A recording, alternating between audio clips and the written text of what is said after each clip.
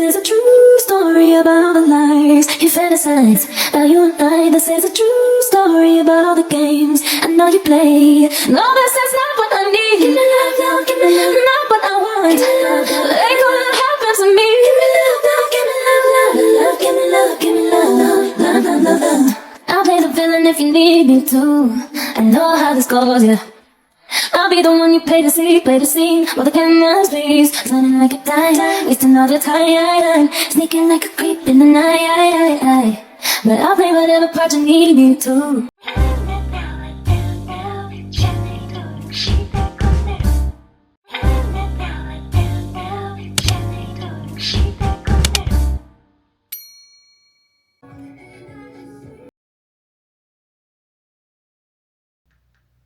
Ambia watu tunaenda wapi?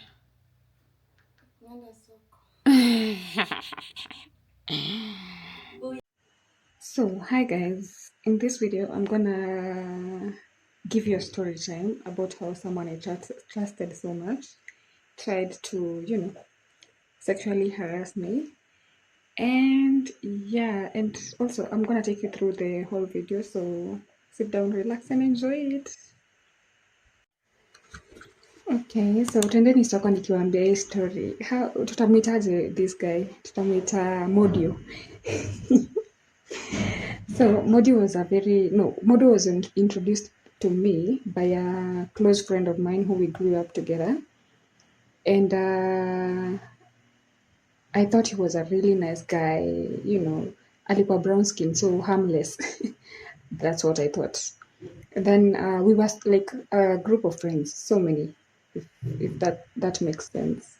So it wasn't like a one-on-one relationship. It was a group thing where we meet, we hang out and all that stuff. And also he was a church person, so I really never gave it any kind of negative thought or didn't think about it in any way that he would do anything like that. Before we continue, check huyu anaenda soko kama amevaa short. And that's something I love about my sister, is that she can leave the house with anything, but without even, thinking about it. Yeah, ogopangi anyone. Anyway, let's go back to the story about Modio. So, when I first met Modio, he's the one who saved his number on my phone. And he saved his number with a love emoji, which I don't even save anyone with a love emoji. I didn't even think about it as a red flag at the time, because I was just like, you know what, fuck it. And then we became friends. We would make stories, and everyone would come to our home. Anyone who knows me knows our home is always open to anyone. We always hang out at home. My parents are not like, uptight parents, if that makes a lot of sense. Anyway, so this day, the previous day before whatever happened, I had gone to a party, and there was a lot of drinking. I drank and I came back home late, and then I went to my room and slept. And it was normal for my friends to walk into my room, or any of in our house anyway, without any warning, without calling. So it was very normal for all the friends to come over. So this day, I am tired, I'm asleep, tuseme nimezima, and then someone walks into the room. I did not even look. I don't know. I think I was so like sleepy. I didn't even realize who it was. And I think within a minute or so, someone, like, he was on top of me, and he was trying to,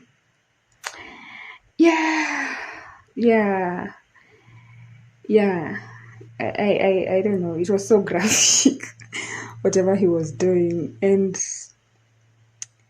yeah, before we continue, now this is what I got from the soko.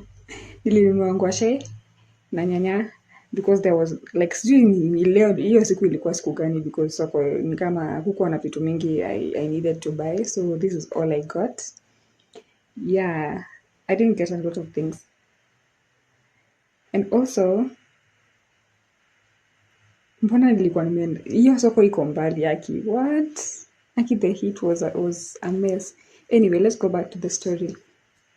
So I open my eyes and this guy is on top of me and he's trying to kiss me and all that stuff, and I was like, what the hell? I was trying to scream, but the scream was not even coming out. Like, I don't know if like I busted, or I was just in shock.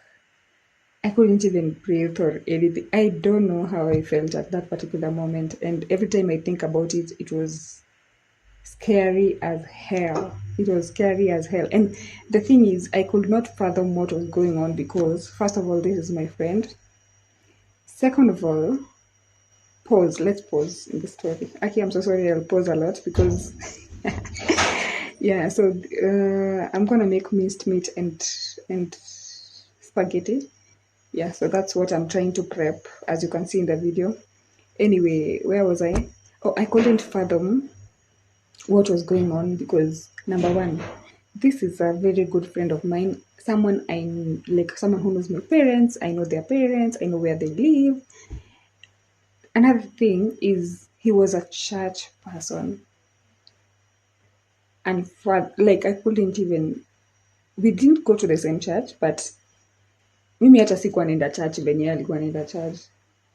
you know you know those people who, like, you say something and they start preaching to you. Yeah, he was those people. And I was like, what? How could someone even do this? Like, as it wasn't making sense. I was trying to scream, no one was coming. Like, no one could even hear me at that particular moment because the scream was not even coming out. I tried to fight him off, which I succeeded. For a minute there, I wasn't even breathing. I was trying to breathe and I couldn't, and I was so scared. You guys are not even. I can't even explain it, but I was super super scared. Yeah, and yeah, that was a lot. And when he moved away, I sat up and I was quiet for like 2 minutes just looking at him, and I was like, what the hell? What the hell, nigga? Like, what's this? Eh? First of all, he did not even run away. Oh my god, he was just standing there and he was saying, oh, something just came over me. I'm like, what? What do you mean something came over you? You couldn't even pray? Anyway, eh, yeah, yeah, that's so. I told him, if I didn't want to tell my parents or anyone because that would have been a very huge case and it would have ruined his life like forever. I know that, like, me saying that is so cliche or whatever, but I was like, is this even real? I don't know. I don't know if I made the right decision by not reporting him, or, you know, but I decided to not take it any further. And I called all the friends that we were friends, like everyone that knew him. And we had a sit down and talked about it. And apparently it was something that he had done to other people. And we decided to I decided I didn't want to see him anymore. If I told him, if I ever see him anywhere close to our gate or anything, I was gonna report the issue to the police or my parents. My parents don't even joke about such things anyway, except for, anyway, I don't want to talk about it. Anyway, but it wasn't even the first time that such a thing had happened to me. But this time it was, I think I had a little more grace, which is doesn't even make sense. I was just like, you know what? I'm not even going to deal with this thing. And also, if you know the Kenyan police, you know how they take such matters and the embarrassment, and it was a lot. And also, I didn't want to go through all that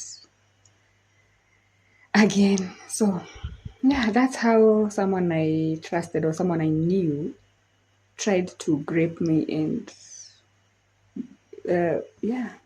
And the funny fact, the effects that I got from all that is I was seeing someone, and anytime that person would try, like even touch my hand, I'd be so like, I'd cringe, like I don't know,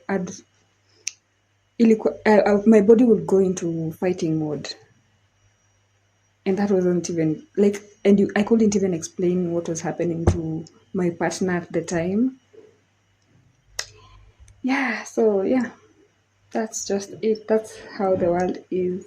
Anyway, let's go back to me cooking, making maybe spaghetti and minced meat. Yeah. Oh, and something else. I'm not encouraging anyone not to report someone just because you know them. The best thing is to report them. I just didn't want to deal with all the police cases and all that at that particular time, and I didn't want to explain myself over and over again, because they ask you what were you wearing, like, as in, it's always the girl's fault when such things happen. But yeah, in the future, I'll just, you know I think when I get a lot of money, my way of giving back to the society will have something to do with sexual harassment and all that stuff. And I'm telling you, even how makangas like grab your hand when you're about to pandamat, or people spanking you in tao, those things. Hebu mnifanye nikuwe MCA, because they I just don't like it how Kenya is, like how we have normalized such things. Yeah, but anyway, if anything ever happens to you, such a thing ever happens to you, please report. Yeah, don't be like me. But I've not interacted with the guy since that happened, and yeah, it's been good. It's been all good so far, so good.